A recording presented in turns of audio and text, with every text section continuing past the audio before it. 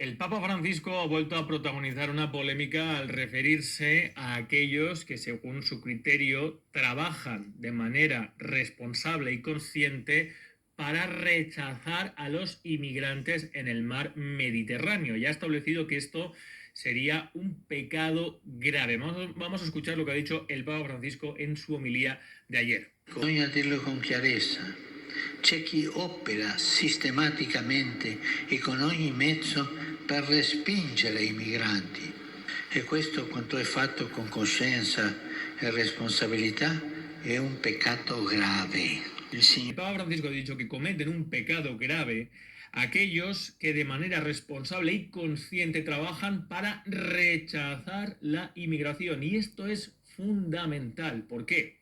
Miren, hay dos principios religiosos que están en el catolicismo desde las antiguas escrituras, tanto en el Antiguo como en el Nuevo Testamento, que es la piedad y la caridad, fundamentadas en el amor mutuo entre aquellos que se consideran hijos de Dios, igualmente hijos de Dios, y además cumplen con un principio teológico considerado una de las grandes virtudes del catolicismo, precisamente la caridad, la misericordia entre ellos, en un cumplimiento de las últimas palabras de Jesús a sus apóstoles cuando les dice: amaos los unos a los otros. Esto fundamenta moralmente en Occidente y socialmente que cuando vemos a alguien sufrir o en una situación desventurada o desventajosa, nos salga naturalmente, porque es nuestra cultura, independientemente de que creamos o no, ayudarle, atenderle en un principio que podríamos entender casi como universal, ya que el confucianismo también lo establece como principio de buena vecindad, la buena fe, la ayuda mutua, que fundamenta incluso el mutualismo anarquista,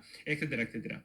Pero una cosa es ayudar, atender al que ves que llega a la puerta de tu casa o al que ves alrededor tuya que está sufriendo o pasándolo mal, y otra cosa muy distinta es poner los medios económicos y logísticos para trasladar a un conjunto poblacional de un país en una situación concreta, con unos problemas concretos, aquí. Son dos cosas completamente diferentes. Pero de lo que habla el Papa Francisco, a quien condena es a quien rechaza que se traiga a los inmigrantes en barcos, en aviones, de donde vengan, como vengan y en la cantidad que vengan. Este matiz es clave y es fundamental. Porque esto no tiene nada que ver con un deber moral de ayuda a aquel que ves que en la puerta de tu casa o a tu alrededor lo está pasando mal.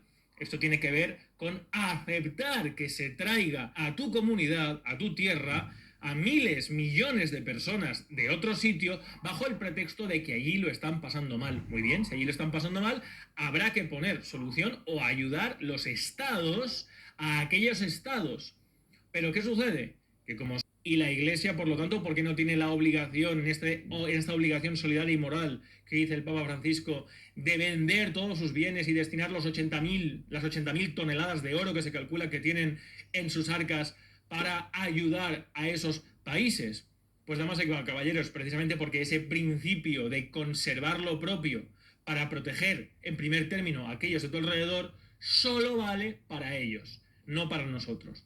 Pues no, damas y caballeros, eso no tiene nada que ver con destinar ingentes recursos de manera consciente y de manera responsable, como dice el Papa Francisco, con la finalidad de traer a personas y, en términos globales, perjudicar todavía más la situación aquí, incluso para ellos mismos.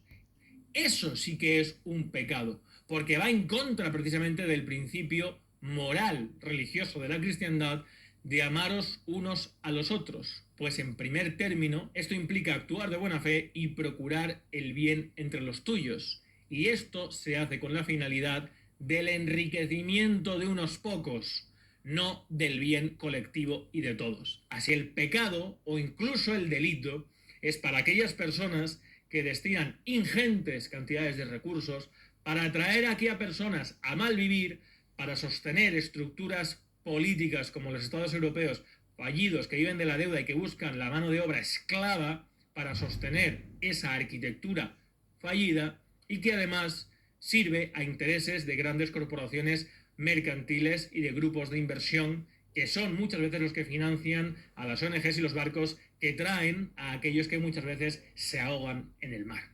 La hipocresía, la cara dura, la sinvergonzonería, la falta de principios morales que hay en Occidente llega incluso, en principio, al más alto representante de la Iglesia Católica, el Papa.